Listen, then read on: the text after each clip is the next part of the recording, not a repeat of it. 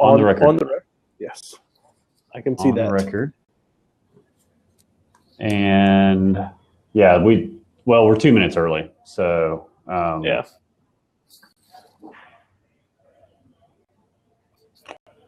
Actually, I'm going to go back and put us on the record. So we thought we'd try, I found Blab, I guess, last week and kind of instantly fell in love with it. It was, I'd always liked Periscope and Meerkat, but I always struggled with the one-sidedness of a talking head and then just comments. And then I found Blab where you get the talking heads, what Casey and I are going to do today. You still get the comments, like Lee complimenting Casey's curtains right now. But it's a lot more interactive. Later on, when we get into sort of our deep dive discussion on a certain topic, we'll open up a couple of seats. And if anybody wants to join in, we can do that as well. And I'm going to try something. This is an experiment. I was talking before using a piece of software called Audio Hijack. I'm actually able to record the audio stream from this as well. So I'm going to not do the whole thing, but chop it up into little bits. And we'll be able to not only have the Blab session with a replay that we can send out later, but then we're going to get at least maybe 2 podcast episodes out of this. So I think that's kind of cool. So Casey, let's go ahead and get started. We usually do snackable news and then a deep dive. We've got a couple of snackles, and you know what? I'm getting a little echo. Are you hearing that? Okay. I'm gonna pop out and pop back in. Yeah, Lynn's getting an echo. Oh, then it's on Casey's end. She says. Let's see.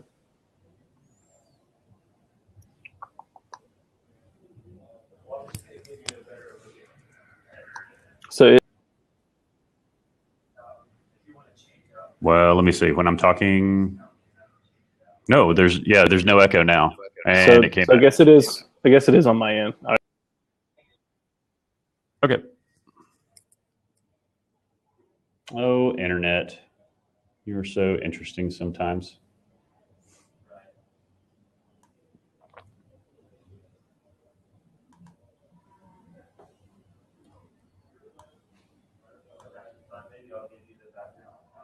Oh, there. Yeah, sorry, Casey. Any better? I think so. Okay. Yes, that's better. Okay, so we have a couple little news tidbits that are noteworthy. We spend a little bit of time on those because we think they're kind of cool, and then we have kind of a longer form discussion that we go into. A couple of different things sort of in the snackable category. First one, I'm pretty excited about this because I'm not a very talented photographer. Instagram ditched their square format last week. Yeah, I've seen a lot of mixed opinions about this online. I think anytime you get greater control over creativity, that's a good thing. What I would really like to see personally is the ability to zoom photos. For some reason, people photograph things with text on them, and apparently I'm too old to read small text. You have old eyes, yes. Yes. So, yeah, so it's not only still photos, but also videos, which I think I got super excited because one of the first videos I saw was a new Star Wars trailer in widescreen. That's fantastic. That's the best use of Instagram's larger format ever. Exactly. So, one interesting thing about this, I wonder what this will do to the third-party app industry. There's a lot of tons and tons of apps that have cropped up just because people need help, literally cropping, pardon the pun, their Instagram photoage. Yeah, even the iPhone has a square photo function now. One would think specifically because of Instagram and how popular it is. I guess square photos are nice. I'm pretty excited about being able to see full photos. I was never a fan of the square photo setting. Well, Instagram really kicked off a trend with that, right? I mean, they did that, and then you had Snapchat and Vine and everybody else who, not really Square, but then, you get the vertical versus horizontal widescreen. The dreaded vertical video. Yeah, and the pendulum has swung that way, and now it feels like it's swinging back a little bit because everyone wants to import their video into YouTube, and it looks like crap when they do it. And so now they're trying to. I think that's precisely one of the reasons we're seeing Instagram kind of loosen up a little bit. Agreed. Cool. We got a question here really quick. Vicky, seen the vertical video? I have not, but I'm going to put that on my playlist. I'm assuming it's kind of humorous. It's cute, actually. It's cute. It's cute. Nice. All right. Next, got a couple of things going on with Facebook. It was in the news a lot last week, but it's worth mentioning. Facebook had 1 billion users in one day, right? Is that the stat? Yeah, so it's a big milestone for Facebook that they hit 1 billion people online in one 24-hour time span, which kind of leads me to the question, and I almost hate to even pose the question, but is Facebook the greatest advancement in human communication since the written language? Like the fact that it can connect 1 out of every 7 people on the entire planet at once, and really doesn't show any signs of stopping. I mean, it is the de facto communication standard globally almost at this point. I feel like you just wrote a clickbait BuzzFeed headline with that statement. I mean, you planned it before the show. You had to have. I did, actually. I mean, that feels like a bit of hyperbole, but yeah, when you have a substantial portion of the human population, I can't think of anything else that 1 billion people have ever done, short of like watch a football game or something. And I don't even know if World Cup maybe. World Cup maybe, but I mean, 1 out of every 7 people joined together on one platform in one day. It's a pretty monumental thing for humanity, I think. Yeah. I don't want to overstate it, but it's a pretty big deal. Now we just need to harness all that energy that was going into cat videos and put it into something worthwhile. There you go. All right. So it is very, very noteworthy. And it makes this next story interesting. It's related only because it's Facebook, but it's interesting from, I think, the application. Casey, your mind always goes to customer service. Facebook is building in an assistant app on Messenger, and they're calling it M because Messenger starts with M. Maybe they're a fan of Q from James Bond. Don't know. But how is this different from Siri? What's the big whoop with this thing? Right. So this is a text app. It's a function of Messenger. It's only available in the San Francisco Bay Area right now. Of course. So don't everyone go out and jump on it all at once. But so I don't know if you heard about this service that launched a few months ago called Magic, which is basically a text-based assistant where you can buy anything. You could ask them just send a text and say, I need a flight from Denver to New York on this day. I want to spend less money, less than $500, and I want a window seat.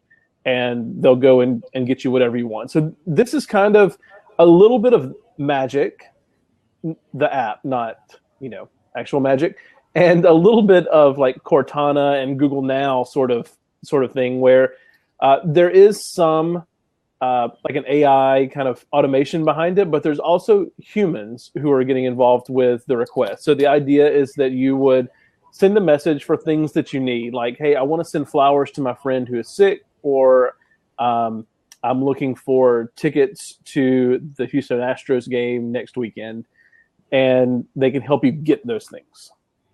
Yeah, and I just put the link to the TechCrunch article into, Jeff and Adam Show, thanks for joining, into the comment feed here for the show.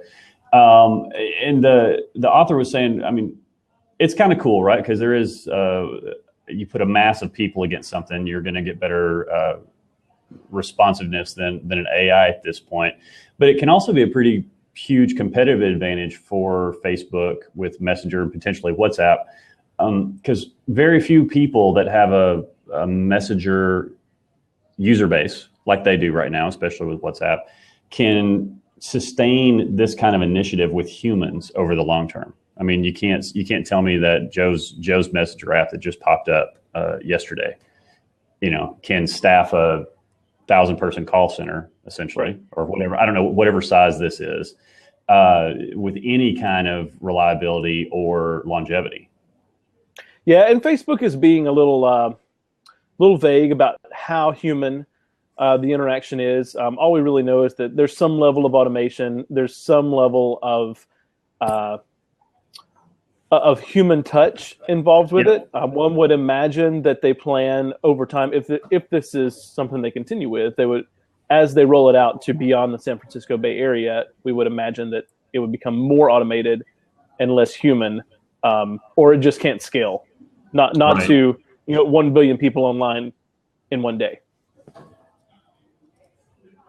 Which would be pretty amazing for a Messenger app, but I think that's a few years down the road. Sure. Okay, so the last quick hit we've got is something that you actually produced at the Collective Ice blog. I'm going to put the link again into the comment thread. Hey, Kazi, thanks for joining us. This is best practices for Twitter, and we've got an infographic going around with it. So just, top level, what would be the in terms of content or engagement, what would you tell someone, like if you can only do 3 things on Twitter to improve the experience for the people you're connecting with? Yeah, a few things. One is Twitter is not like Facebook where you have to worry about overproducing content. You can turn a Facebook audience off really quickly with too much content. On Twitter, it's okay to tweet a lot. That's fine. You should tweet as often as you want to. Don't focus entirely on produced content on Twitter. One of the fact that Twitter is real time and it enables real time communication, you should focus more on retweeting people that you follow, things that are interesting to you. Now, this is on a brand level as well as on a personal level. You should focus on what hashtag conversations are going on and joining in on them.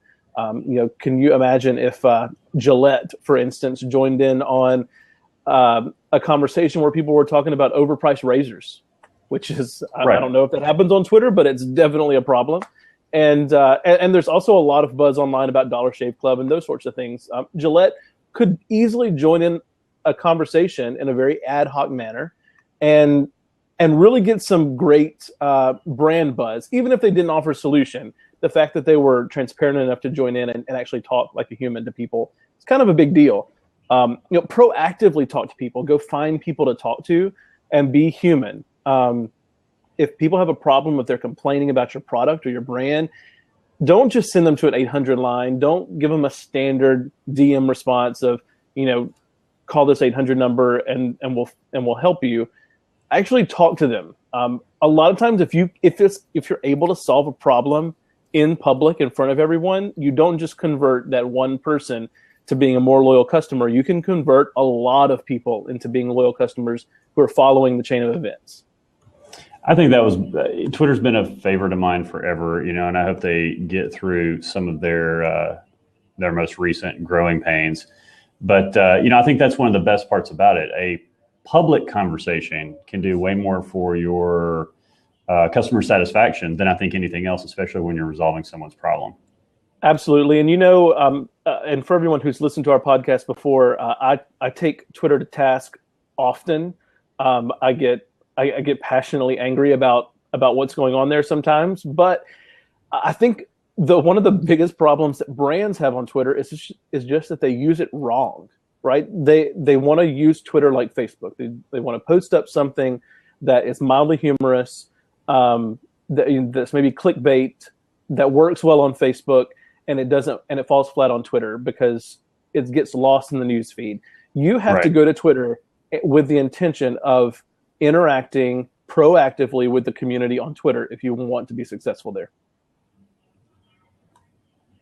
I think that pretty much sums it up. Okay, we've got kind of a joint topic, 2 different articles that I think go great together, kind of inspired me. And we're going to introduce these, and then I'm going to open up an extra seat or two on here for anyone who may want to hop in. So the first one was, and Casey, I know you threatened that you might have a soapbox to get on. Yes. An article on Social Media Today actually came out today. The title is "Why is Engagement with Brands Online Down, Even Though More Brands Are on Social Than Ever?" And so this is based on a report that came out from Forrester Research on social media, and they basically said that the number of brands on social. I mean, I think we all know that, right? Their brands are everywhere on social, Right? But on average, engagement is down. Looks like let me see. They had two stats. Instagram posts from brands created interactions with, 4.2% of a brand's followers last year. This year, that fell to 2.2%. So a 2% drop of engagements and interactions on Instagram. It was from 0.1% to 0.04% on Pinterest. And Facebook saw a slight uptick, but on the whole, when you take all that together, it's like people are not engaging with brands as much. Casey, do you have any thoughts on why that would be?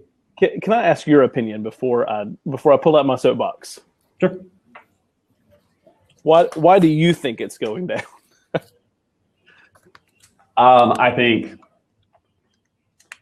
for the brands who use any social, but some of those channels as a bullhorn, as sort of an ad medium and not a conversation medium. I mean, I think when you produce engaging content, people engage with it. When you produce, I think there are more brands producing bad content on social. Is what we're seeing. That's where I'm going to. The article asks, I think, the wrong questions and makes wrong points. One of the questions that they ask is, has social reached a saturation point? So I think we get on this bandwagon of treating social media like it's something special and magical, when the fact is it's a tool. Like 20 years ago, I don't know if anyone asked the question like, well, have we reached peak telephone usage? Are people just not wanting to use the telephone anymore? It's a communication tool that we use to talk to people. So can a brand talk too much to people? Can they listen to customers too much? I think the answer is no to both of those questions. So we can't really reach peak, a saturation point with social media. And they also make a point of a generational shift, that younger people are more ad avoidant. I don't know if I would call them ad avoidant. I think that people in general are becoming very desensitized to brand messaging online. I think brands have done social content so poorly for such a long time that, we just kind of give it an eye roll and scroll past it. And Facebook has this, really great way of pushing things to the bottom that we won't find interesting anyway. True. So, I think it gives some rather concerning advice to brands, and that is to think outside the box. Which sounds fine, but when you think about how most brands are going to take the advice to think outside the box, I think it's just going to end up with even stupider crap on social than the stuff they've already put there. Like it's like giving them advice of, what, you're not weird enough yet. Go make weirder videos and put them on Facebook. Okay. So let's roll that back, because there was one other citation in this article. There was a survey so we have people who are ad averse, allegedly. And then there was an NPR survey that said millennials were most likely to enjoy ads that are subtle, weird, and creative, which I think you're right. Like I think some marketers are going to take that as license to just do very strange stuff. But they also qualified that and then they said, quote, to put it more clearly, ads that don't look like ads. And, here's where I feel like, a bit of a disclaimer. This is the business that we're in. We produce influencer content, but that's the point. It's really stuff people want to read that includes a product. The content is the ad. And that's what makes, that's the thing, right? You can't, Nobody wants to see the banner anymore. Nobody wants to have an interstitial video blasted at them. Tell them a good story. At the end of the day, include a product in it. Who cares? And most people are going to be cool with it. Yeah, I think the only reason that brands would experience a drop in interaction online is because they're posting up stuff that people just don't care about. Right. I mean, otherwise, they would have a rise in engagement online. I think when we look at it as a tool, that it is magic in a way that's it allows almost instantaneous communication with a lot of people at scale. It could be miraculous, I think, for brands if they actually would think outside the box in relevant and useful ways. If they use content that their customers would find interesting, useful, relevant, if they listened to their customers and had real conversations with them.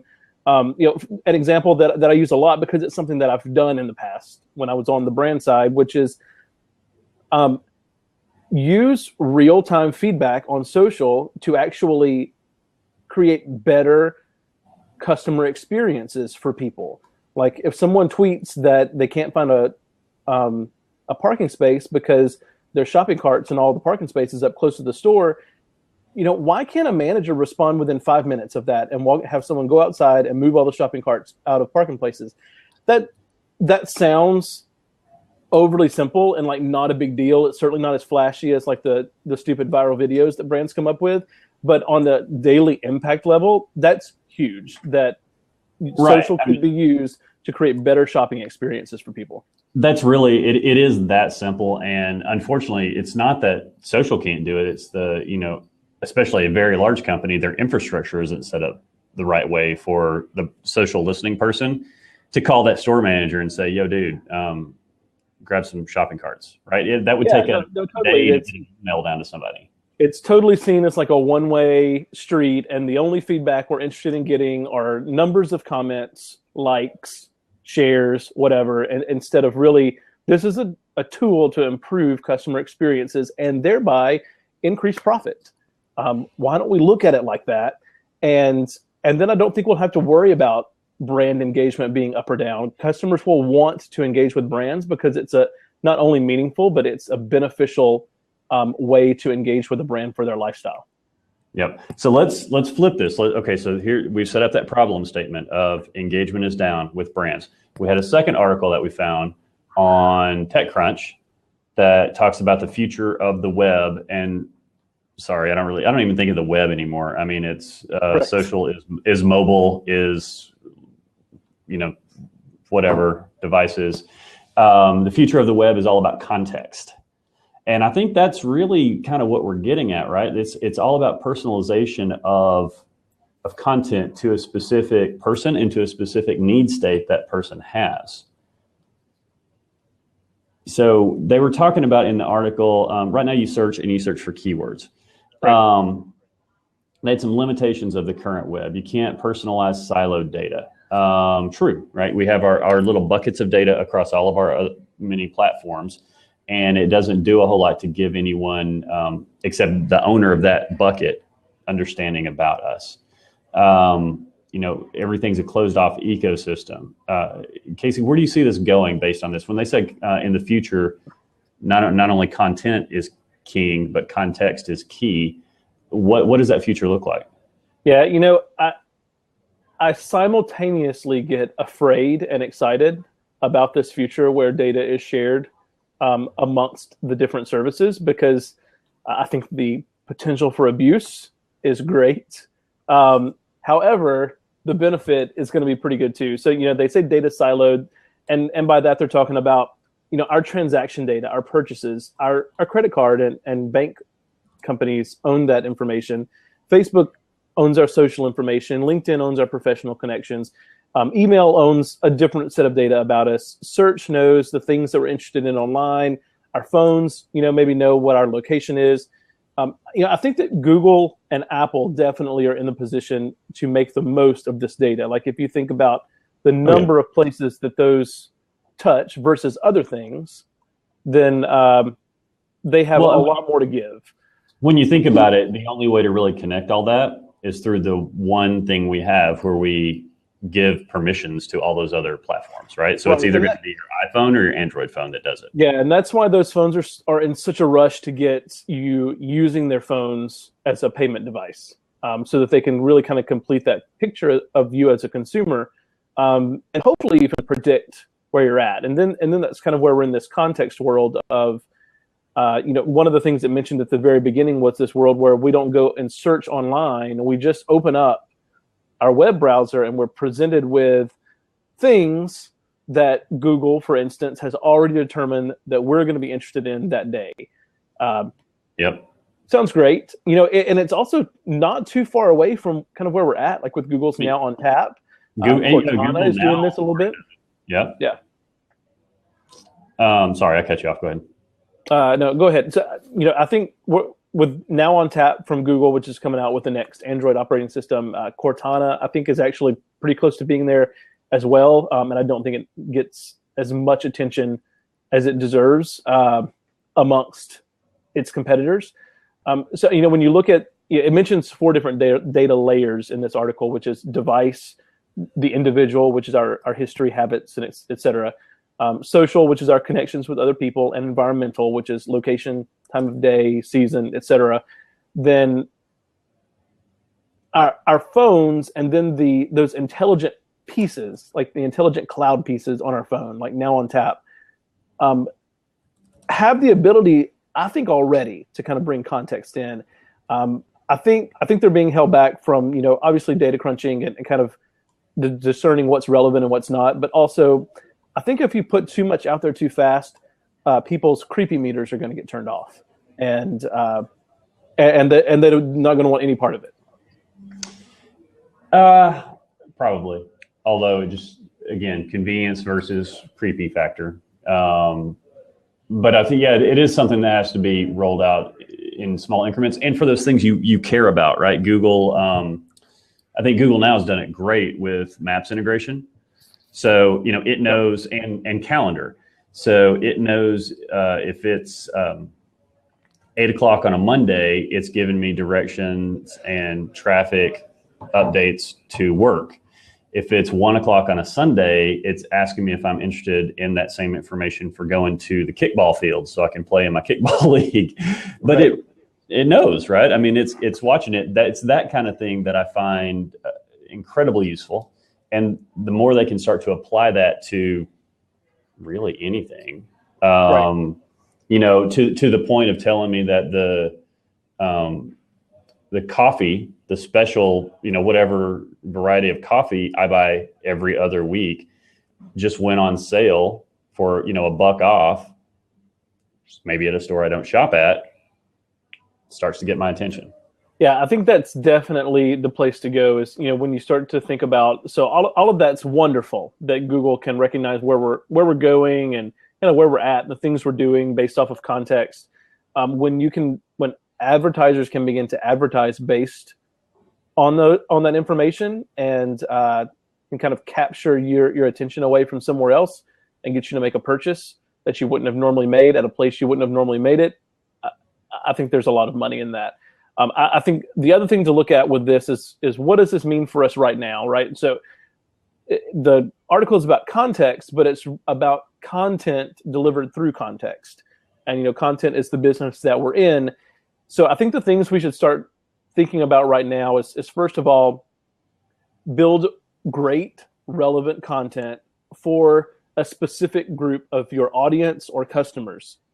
The content needs to be there. It needs to be really useful, and it needs to be really relevant. Put some extra work into putting really good SEO on those articles. SEO that's great with rich snippets. For some reason, that word is hard for me to say. But if you structure your post in a certain way, it makes it much more likely for Google to pick up that information right. as part of a rich snippet and put it right at the top of Google search. I think rich snippets actually are peak into what this kind of context-heavy future is for us, and that's just relevant information delivered right away without a lot of searching and looking for things. and every platform is working on it, right? Google has done it really well, but Pinterest, Twitter has cards, right? If you embed the right information, when you do a link on Twitter, you get Twitter cards. Pinterest has rich pins, so if you have a recipe, some of the recipe stuff comes up. If it's a movie, I haven't done a rich pin in a long time, so I don't remember the other varieties. Lee with the comedian. So that we're moving in that direction. It's just now what can platforms start to do with it. So, hey, I'm going to open up a seat and I can open up another one if that one gets full. So if y'all have thoughts that you want to say out loud instead of type on the comment bar, I'd love for you to join us for a few minutes before we wrap things up. It's really fun. I wasn't sure about this lab thing, but it's kind of addictive. No, thanks, Casey. Well, no one was joining your open seat, so I wanted to help you feel a little bit better about yourself. Yeah. All right. Anybody going once? Hey, Janine. I'm a sucker for somebody waiting. Hey, Janine. Hi. I don't know that I have anything to say. The only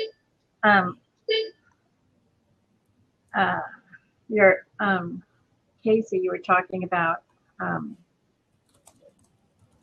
the SEO and make it very relevant to your customers. I'm basically pretty new to social media. I got a Twitter account back when, never used it.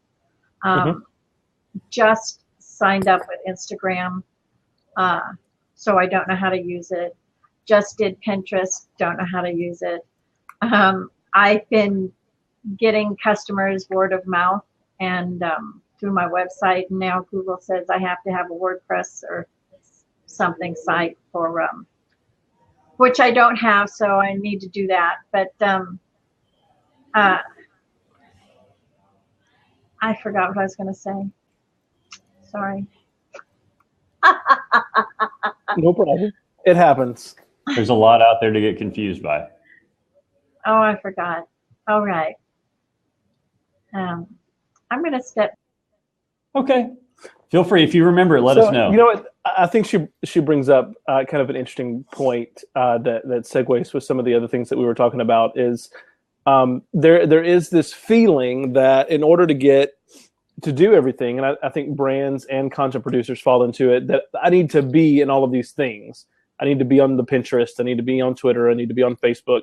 I think we all should, before we jump into something, just because everyone's doing it, take a step back and say, do I have something of value that I can bring my specific audience and my customer base by being on this channel? And if the answer is no, or even if the answer is I don't know, then I think it's a pretty clear wait signal on that until we can figure out why we should be there and what value we're bringing. Hi, Lee. That's right. Hey, Lee. How's it going, man? How's it going, guys? Hope I didn't make anyone nauseous with my movement. No, you're doing fine. So what's on? Am I laggy? It might be my connection here at work. A little bit laggy. A little bit. Or because I have 1,000 tabs open.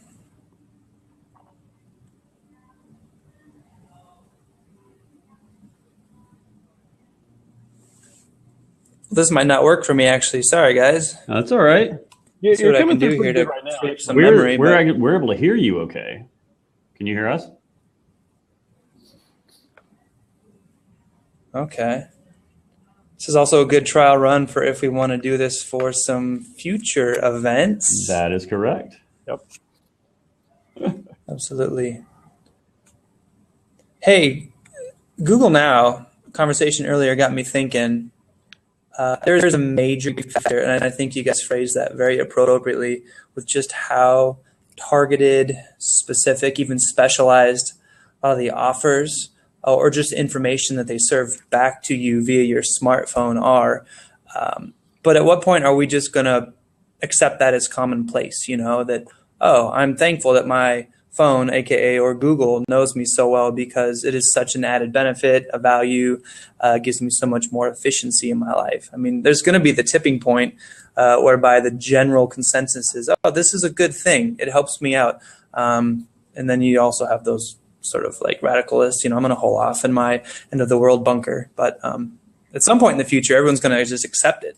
It's going to be commonplace, right? Yeah, I'm definitely on the far end of the spectrum of people will trade almost anything in their lives for convenience, and there's very little of our data that's really private anymore. I mean, there's the illusion of privacy a lot. Mm-hmm. There, some financial data you want to be private, but a lot, if someone wants to see something, they kind of will. So I think it's a little better to live just sort of openly, know that people are going to know some stuff about you, and then get all the convenience for it.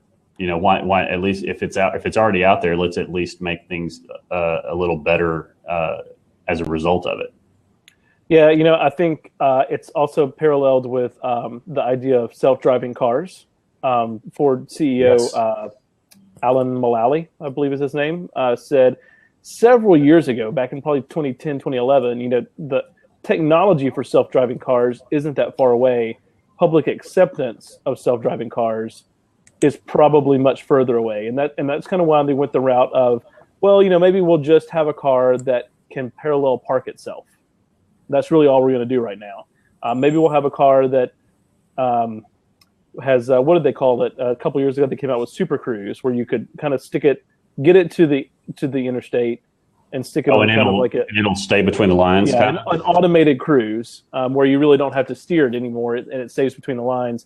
So, I think we're seeing Google and others, but Google most notably, kind of move smartly in that direction of introducing new things little by little that kind of makes us not question so much how much data it is that they actually have about us. And you know what? I actually trust Google. I mean, I trust them significantly more than like the NSA. So if someone's going to have my data, then I don't mind it being Google. Fair. Lee, what's your personal opinion? Do you want convenience, or does it creep you out a little too much?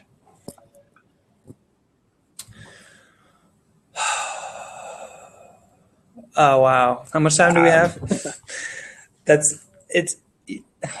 It's tough. So I work in social media.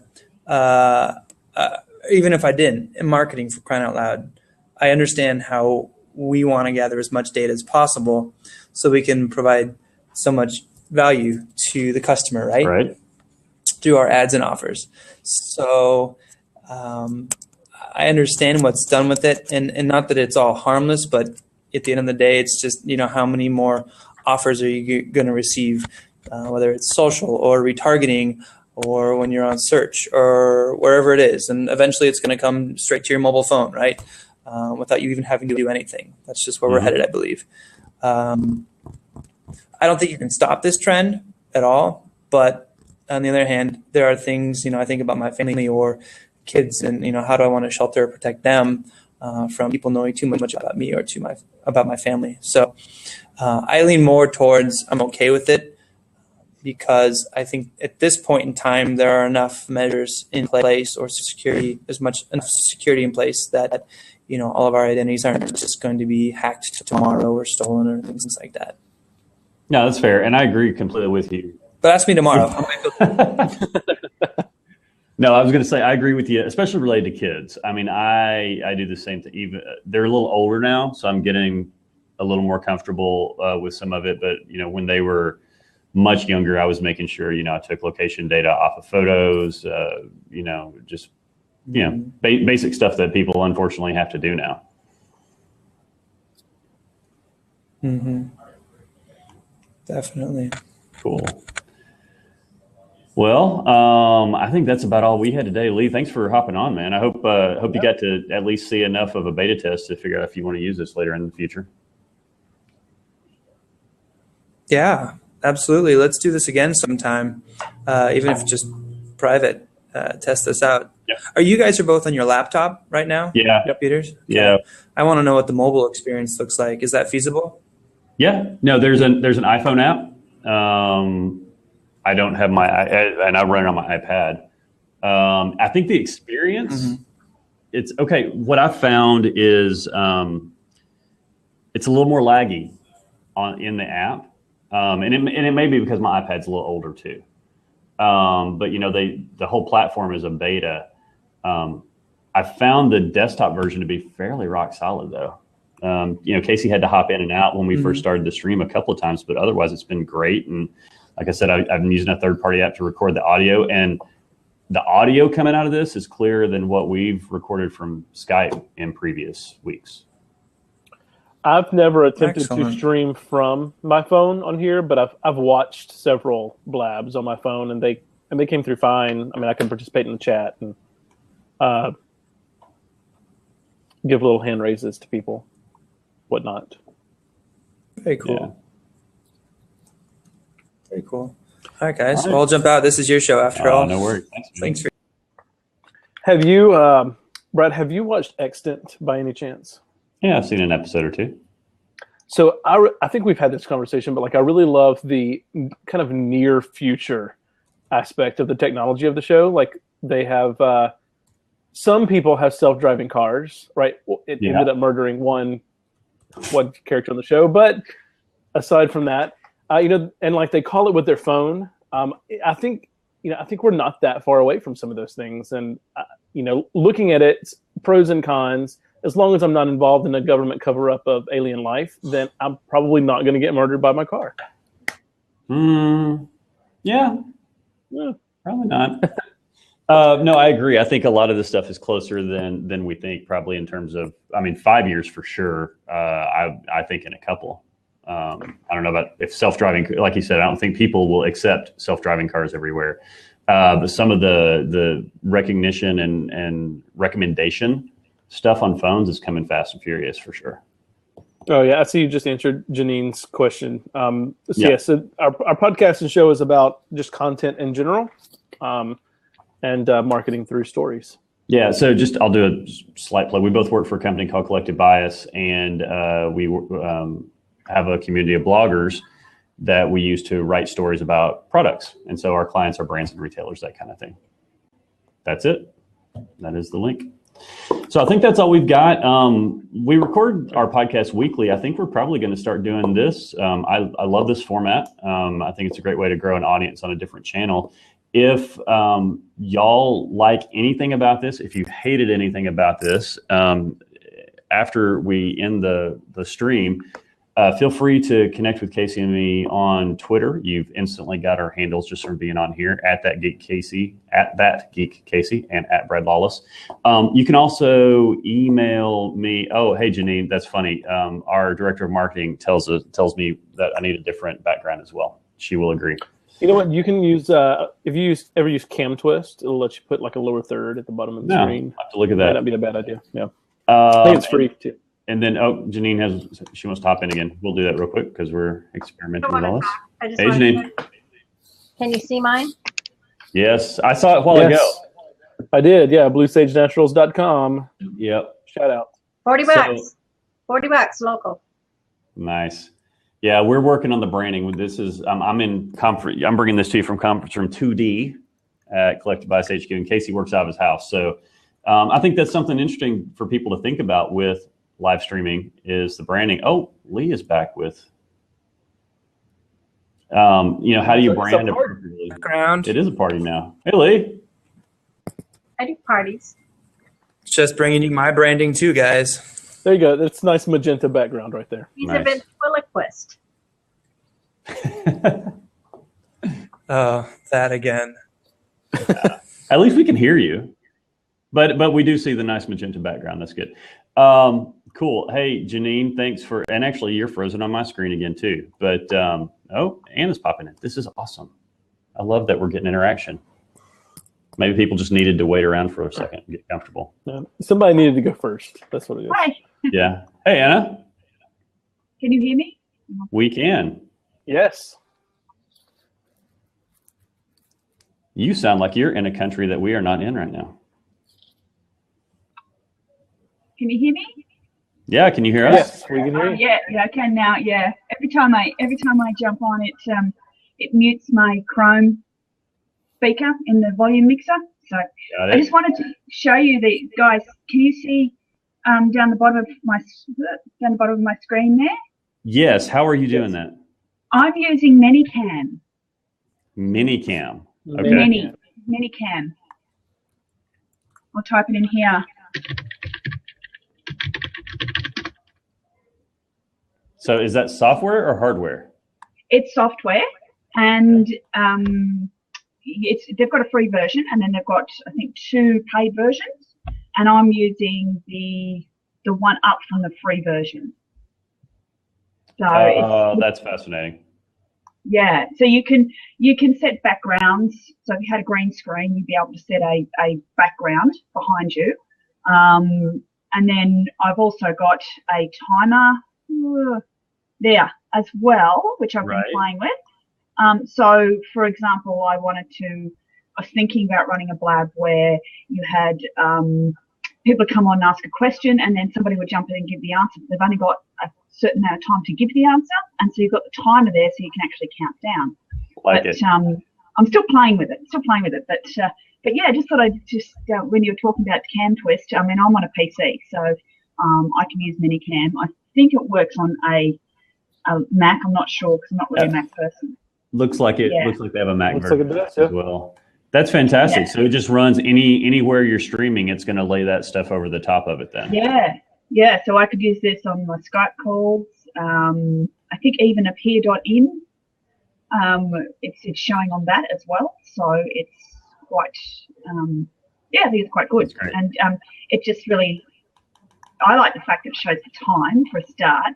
I got this idea, I think it was from Tristan at All Things Networking. Have you run across Tristan yet? No, not yet. Okay, yeah, All Things Networking, ATW Networking is his Twitter handle.